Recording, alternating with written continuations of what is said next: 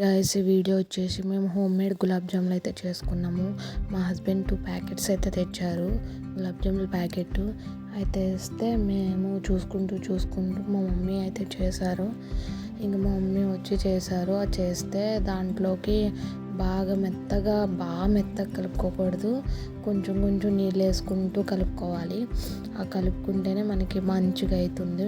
అది ఒక 15 నిమిషాలు పక్కకు పెట్టుకొని దీంట్లో 2 గ్లాసులు పంచదార, మిగతాది కొన్నేమో వాటరు అది పోసుకొని కొంచెం కరగబెట్టుకోవాలి.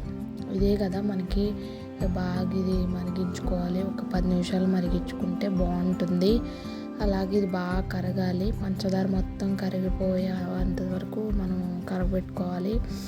అది అయిపోయాక యాలకులు ఉంటాయి కదా, యాలకుల్ని దంచుకొని యాలకుల పొడి దాంట్లో వేసుకోవాలి. అది వేసుకొని అది కొంచెం మరగాలి. ఎందుకంటే నీళ్ళు కూడా మరిగితేనే టేస్ట్ బాగుంటుంది. అందువల్ల ఆ యాలకుల పొడి కూడా బాగా కలబెట్టుకోవాలి. మొత్తం పంచదార ఇదంతా కూడా బాగా కరిగేలాగా బాగా కలుపుకోవాలి. ఇదంతా అయిన తర్వాత మనం నెక్స్ట్ ప్రాసెస్ వచ్చేసి ఉండలు చేసుకోవాలి. ఉండలు చేసుకొని ఇవన్నీ చిన్న ఉండలు అయితే చేసుకొని మనం నూనెలో వేయించుకోవాలి. నూనె మనం తగినంత వేయించుకొని కొంచెం బ్రౌన్ కలర్ వచ్చేంత వరకు వేయించుకోవాలి. వేయించుకుని కొన్ని అలా వేసుకుంటూ కలపెట్టుకోవాలి. ఈ చిన్న ఉండలు వేసుకొని మనం వేయించుకోవాలి. తర్వాత మనం నూనెలో వేయించుకుని పాకం ఉంది కదా, పంచదార పాకంలో వేసుకుంటే మనకి ఏమవుతుందంటే అది పంచదార పాకంలో ఒక 10 నిమిషాలు అలా ఉంచేస్తే కొంచెం పొంగుతాయి అవి కూడా. అట్లా కొంచెం బ్రౌన్ వేయించుకొని అలాగా వేసేసుకుంటే టేస్ట్ బాగుంటుంది, చాలా బాగుంటుంది. మీరు కూడా ట్రై చేయండి.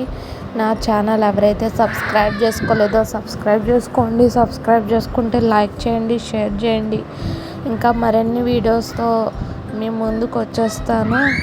ఈ పక్కన గంట సింబల్ని క్లిక్ చేస్తే ఆల్ ఉంటుంది. అది క్లిక్ చేస్తే నా నోటిఫికేషన్స్ అయితే వస్తాయి. ఇంక ఇవన్నీ కూడా ఇవన్నీ వేయించుకున్నాము. టేస్ట్ అయితే తిన్న తర్వాత సూపర్ అయితే ఉంది. ఈ ఫస్ట్ అలా చిన్నగా కనిపెడితే కానీ మనం అవి పాకంలో పంచదార పాకంలో వేసిన తర్వాత అవి పొంగి చాలా బాగుంటుంది. ఇంకా మీరు కూడా ట్రై చేయండి. మేము అప్పటికప్పుడు తెచ్చుకొని ఇంకా తినబుద్ధి అయిందని చెప్పేసి ఇంకా మా మమ్మీని చేయమంటే మా మమ్మీ చేసింది. ఇంకా నేనైతే ఇలా వీడియో తీశాను. చాలా బాగుంది. టేస్ట్ చాలా అంటే చాలా బాగుంది. అలాగా ఒక 10 నిమిషాలకి చిన్నగా ఉన్నాయి కాస్త కొంచెం పెద్ద అయినాయి అవి.